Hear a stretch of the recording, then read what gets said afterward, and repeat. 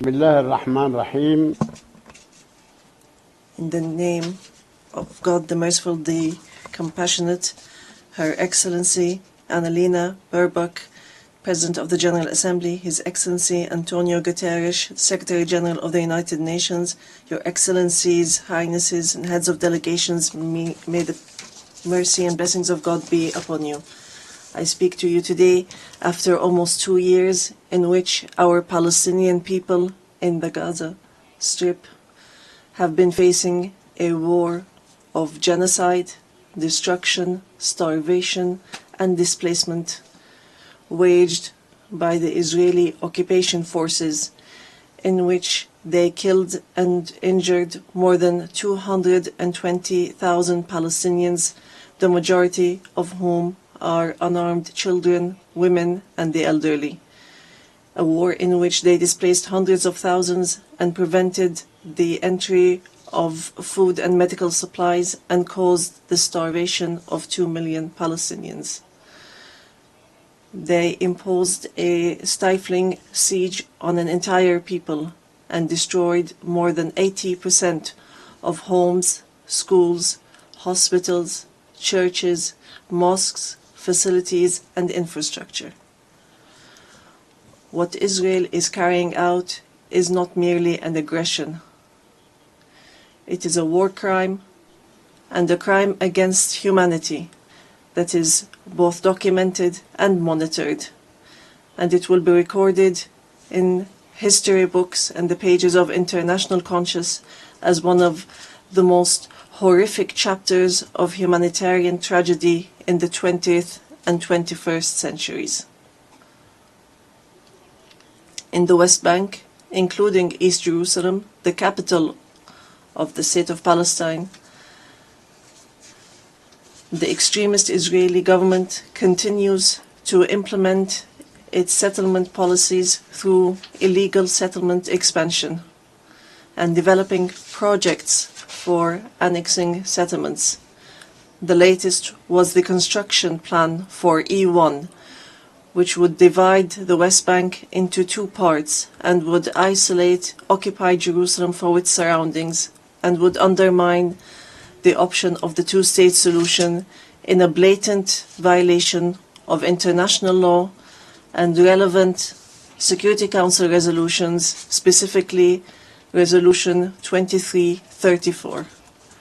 Furthermore, the Israeli Prime Minister announced a plan for what he calls Greater Israel, which we reject and completely deplore, and which involves expanding into sovereign Arab states.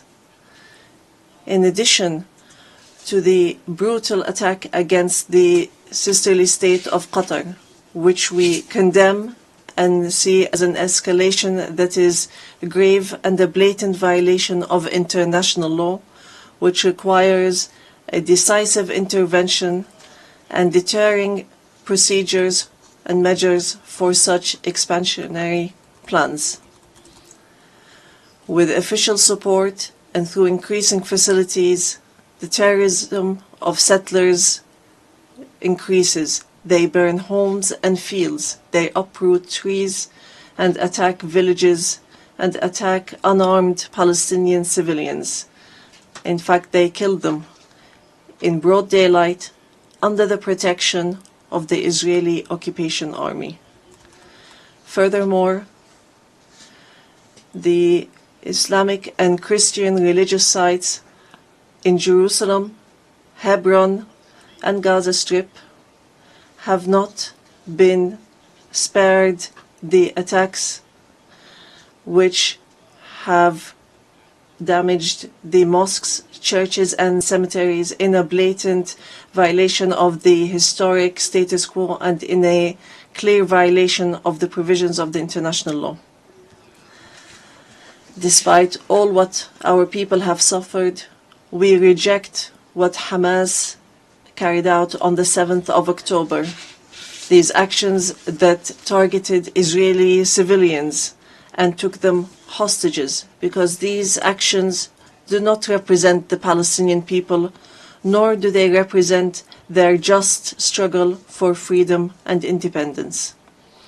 We have affirmed, and we will continue to affirm, that the Gaza Strip is an integral part of the State of Palestine, and that we are ready to bear full responsibility for governance and security there. Hamas will not have a role to play in governance. Hamas and other factions will have to hand over their weapons to the Palestinian National Authority as part of a process to build the institutions of a one state, one law, and one legal security forces. We reiterate that we do not want an armed state. Ladies and gentlemen, our wounds are deep and our calamity is great. 7 million Palestinians are still living the tragedies of the Nakba and displacement since 1948. Our people in the West Bank, including East Jerusalem, and in the Gaza Strip, are still living the tragedies of the Israeli aggression and occupation for decades. Years that our people have spent under occupation, killing, arrests, and settlement, and the theft of money, property, and lands. And this still continues without any deterrent or accountability. Years of oppression, deprivation, and the protection for the occupier, and enabling the occupier instead of protecting the people under the occupation, and more violations of the rights of our Palestinian people to self-determination, to freedom, dignity, independence, and sovereignty on the land of the occupied state, on the land of the State of Palestine occupied since 1967, including East Jerusalem. More than 1,000 resolutions at the United Nations, not one of them was implemented. There have been many efforts, many international initiatives, without reaching an end to this tragic situation that the Palestinian people are living under the yoke of occupation. In 1993, we signed the Oslo Accords, and we adhered to all its items, and we recognized the State of Israel. Israel, at the time, recognized the Palestine Liberation Organization as the sole legitimate representative of the Palestinian people. Based on that, we restructured our institutions, and we amended our national charter, and we rejected violence and terrorism, and we adopted a culture of peace. We made all our efforts to build the institutions of a modern Palestinian state that lives side by side in peace and security with Israel. But Israel did not adhere to the signed agreements and has worked systematically on undermining them. Ladies and gentlemen, just 3 days ago, we met at a high-level international conference in New York under the joint chairmanship of France and the Kingdom of Saudi Arabia, with wide-scale international presence and united positions that expressed a genuine international will to put an end to this historic conflict by recognizing the State of Palestine, ending the occupation, and returning hope to both the Palestinian and Israeli people. And here I would like to, on behalf of the Palestinian people, to express our gratitude and appreciation to all the states that recently recognized the State of Palestine and those that intend to recognize the State of Palestine soon. We urge all the states that have not done so yet to recognize the State of Palestine. We call on supporting Palestine obtaining full membership in the United Nations. It should be noted that we have already recognized Israel's right to exist in 1988 and in 1993, and we still recognize this right. In this regard, we would like to thank France, the UK, Canada, Australia, Belgium, Portugal, Luxembourg, Malta, Monaco, San Marino, Andorra, and Denmark for their recognition of the State of Palestine. We would like to thank all 149 states which had previously recognized the State of Palestine. Our people will not forget this noble position. We would also like to commend the role of the chairmanship of this conference, the Kingdom of Saudi Arabia and France, and also the United Kingdom. We would also like to thank all the states that headed the various working groups and those which participated and continue to participate in the International Alliance for Peace. We would also like to thank the states that are supporting our efforts to stop the genocide and the occupation and achieve peace. We highly appreciate all the peoples and organizations around the world who protested in support of the rights of the Palestinian people to freedom and independence and to stop the war, destruction, and starvation. We reject confusing the solidarity with the Palestinian cause and the issue of anti-Semitism, which is something that we reject based on our values and principles. Within the framework of welcoming the outcomes of the International Conference for Peace, we reiterate today before the General Assembly the following points. First, the need for an immediate and permanent end to the war in Gaza. Second, the entry without conditions of humanitarian aid through United Nations organizations, including the UNRWA, and to stop using starvation as a weapon. And here we would like to thank the brotherly and friendly states and organizations that have been sending aids. Third, the release of all hostages and prisoners on both sides. Fourth, the complete withdrawal of the occupation from the Gaza Strip and the rejection of the plans for displacement and putting an end to settlement, the terrorism of settlers, and the theft of Palestinian lands and property under the headline of annexation, and stopping the aggression against the status quo in holy sites. These are all unilateral actions that undermine the two-state solution in Gaza, the West Bank, and Jerusalem.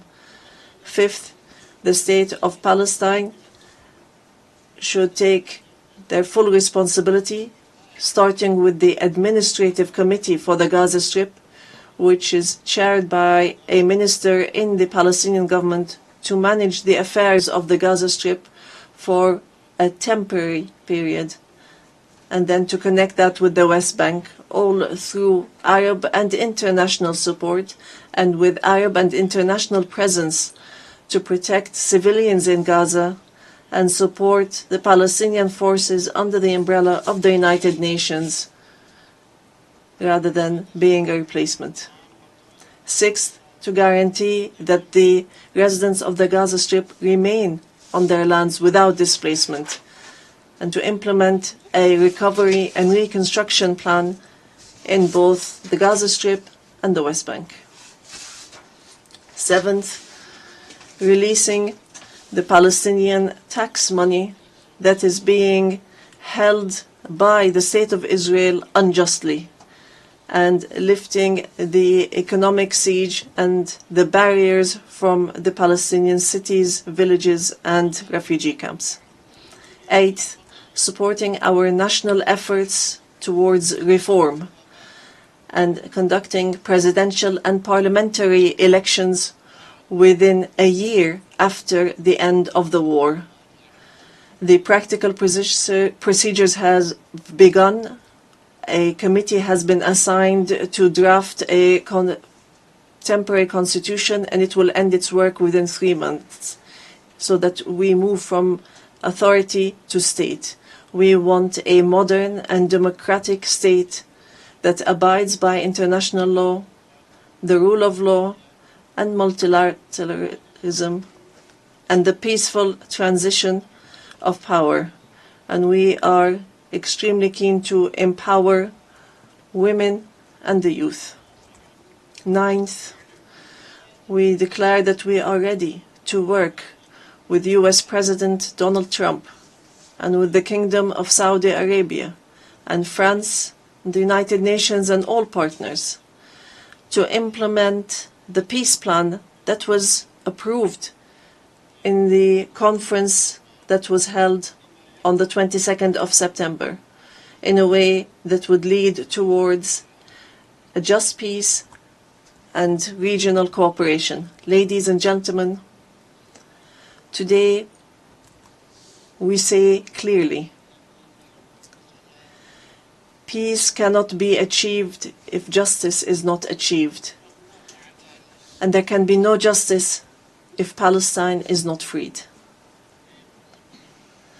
We want to live in freedom, security and peace like all other people on earth, in an independent, sovereign state on the borders of 1967 with East Jerusalem as our capital, in security and peace with our neighbors.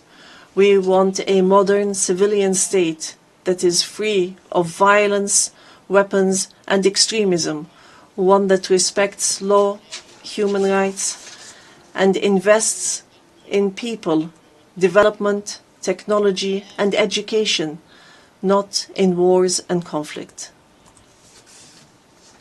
The time has come for the international community to do right by the Palestinian people so that they may obtain their legitimate rights to be rid of the occupation and to not remain a hostage to the temperament of Israeli politics, which denies our rights and continue in their injustice, oppression and aggression. We are continuing to move forward, and we will continue our peaceful, legal and diplomatic fight to obtain our rights. In conclusion, we say to our sons and daughters in the homeland, in the exile and in the diaspora, no matter how much our wounds bleed and no matter how long the suffering lasts, it will not break our will to live and survive. The dawn of freedom will emerge, and the flag of Palestine will fly high in our skies as a symbol of dignity, steadfastness, and being free from the yoke of occupation. Palestine is ours. Jerusalem is the jewel of our heart and our eternal capital. We will not leave our homeland. We will not leave our lands. Our people will remain rooted like the olive trees, firm as the rocks. We will rise from under the rubble to rebuild and to send from our blessed and holy land the messages of hope and the sound of truth and right, and build the bridges of just peace for the people of our region and the entire world.